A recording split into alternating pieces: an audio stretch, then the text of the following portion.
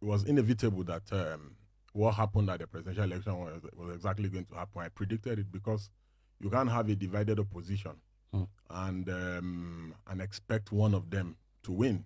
Just look at what was Kwankwaso doing like that in Kano. What did Obi think he was? What was Obi thinking? What was also Atiku thinking, that they would defeat the incumbent by all those shenanigans? There's no way. So the opposition handed over this victory to Bola Tinubu. Nobody else, not the citizens, not the INEC officials who were scared of thugs at polling units or anything. It's the opposition that did this to Nigeria and nobody else. Most regrettable, especially as regards to the subject matter of today's discussion, is the use of religion for politics and ethnicity as well. For me, I am particularly very unhappy with the Labour Party candidate, Peter Obi. He started all these things. And yes, there have been quiet and tactical use of religion prior to now within our polity, but it has been very silent and never has it ever been this obvious.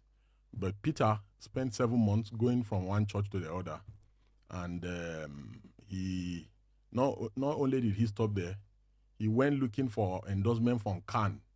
He was so desperate about looking for. But was he the only one? No, yeah. In this election, he was. Is there anything wrong in consulting religious leaders? If Atiku, does the law forbid it? Yes, section 97 of the Electoral Act forbids use of religion of any kind.